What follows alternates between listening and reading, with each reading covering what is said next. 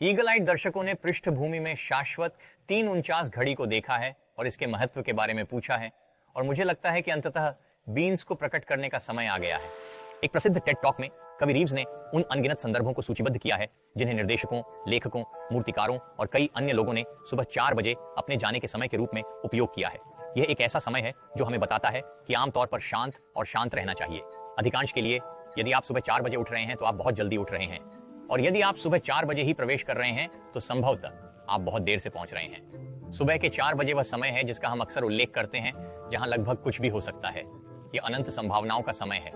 क्या आप अंदाजा लगाना चाहते हैं कि रॉकी बाल्बोआ किस समय उठा, उनकी मशहूर कच्चे अंडे की स्मूदी का सेवन किया और चैंपियन बनने की राह पर प्रशिक्षण शुरू किया? प्रातः 4 बजे, और फ्रांसिस फोर्ड कोपोला के गॉडफादर में परिवार जागकर क्लेमेंजा को मारने की योजना तैयार कर रहा है, जो अंततः माइकल कोरलियोन को गॉडफादर बनने की राह पर ले जाता है।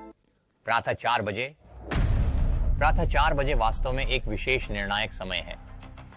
मैं अक्सर खुद को एक पर्यवेक्षक के रूप में संदर्भित करता हूं, लेकिन जैसे जैसे मैं उस व्यक्तित्व के करीब पहुंचता हूं, उतना ही मुझे यह एहसास होता है कि यह सच है। आप देखते हैं कि हर सुपरविलेन या सुपर हीरो का एक अलग अहंकार होता है, जिसका उद्देश्य सांचे में फिट होना है और कभी भी भौहें चढ़ाना नहीं है। लेकिन अगर हर कोई क्लार्क केंट की तरह रह रहा है तो कोई भी कभी नहीं बच पाएगा। और अगर जोकर नहीं है तो गोथम सिर्फ आपका औसत अमेरिकी शहर है। तो अपने आप से पूछें कि आपके उद्योग के ढांचे में क्या फिट बैठ रहा है। उदाहरण के लिए फाइट क्लब को लें, जो निरर्थकता के डर के बारे में सर्वोत्कृष्ट फिल्म है। अगर जैक अपने बदले हुए ईगो टाइलर डर्डन से नहीं मिला होता तो एक अपार्टमेंट के आइकिया घोंसले में अपनी विचित्र शांत छोटी सी जिंदगी जीने वाले जैक का क्या हुआ होता? या हो सकता है कि आपने पहले से ही अपने बदले हुए अहंकार को अपना लिया हो और पॉल हेमैन की तरह आप अपने उद्योग के पागल वैज्ञानिक हों। आप जानते हैं, चाहे आपके ग्राहक इसे देखें या नहीं, बस उस एक घटक की तलाश कर रहे हैं, उत्प्रेरक जो आपको समर्पित प्रशंसकों का एक समूह तैयार करने की राह पर ले जाता है, जो जुनून से आपके नाम का जप करते हुए आपको सफल होने के लिए प्रेरित करता है और शायद उनके शरीर पर अपना लोगो भी गुदवाता है। और कोई गलती न करें कि एक विभेदक का जीवन कठिन हो सकता है। DCOM एपिसोड 10 से चाचा लॉयड को उद्धृत करने के लिए, यदि आप अलग पैदा हुए हैं तो जीवन सुरक्षित नहीं है। कठिन बकवास दुनिया अलग से नफरत करती है क्योंकि यह डरावना और असुरक्षित है और दुनिया को सुरक्षा की जरूरत है। वे मैकडॉनल्ड्स चाहते हैं और वे चाहते हैं कि टॉम क्रूज की फिल्में एक विभेदक के रूप में रहें। आपको जो विश्वास है उसके अनुसार जीना होगा। आप असफल हो सकते हैं, मारे जा सकते हैं या अपना कान भी काट सकते हैं, लेकिन एक बात की मैं गारंटी दे सकता हूं कि इसे देखा नहीं जाएगा। लेकिन यहाँ अच्छी खबर यह है कि लोग सोचते हैं कि वे जानते हैं कि वे क्या चाहते हैं, लेकिन अंततः उन्हें बिल्कुल पता नहीं है।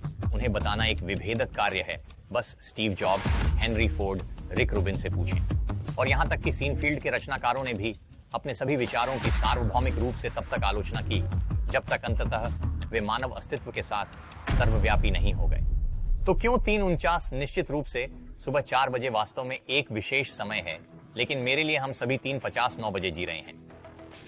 हम सभी उस विशेष उत्प्रेरक से बस 1 मिनट की दूरी पर हैं जो हमें महानता की राह पर ले जा सकता है।